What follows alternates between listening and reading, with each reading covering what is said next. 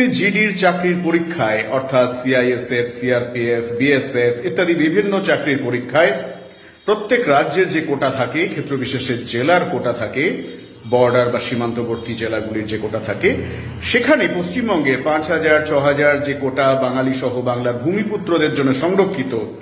সেই চাকরিগুলির অধিকাংশই কিন্তু চলে যাচ্ছিল জাল, ফেক সার্টিফিকেট, কাস্ট এবং ডোমিসাইল সার্টিফিকেট দিয়ে। বাংলা পক্ষ প্রচুর আন্দোলন করেছে, যে আন্দোলনে শারীরিকভাবে নিগৃহীত হতে হয়েছে বাংলা পক্ষর সাংগঠনিক সম্পাদক কৌশিক মাইতিকে, এমনকি গ্রেফতারি পর্যন্ত বরণ করতে হয়েছে রজত এবং গিরিধারীদাকে। পশ্চিমবঙ্গের বাঙালি সহ বাংলার ভূমিপুত্র চাকুরি প্রার্থীদের 75% সেই তালিকাভুক্ত হয়েছে, অর্থাৎ বাংলার কোটার 75% বাংলাতেই আছে, 25% এখনো আসেনি।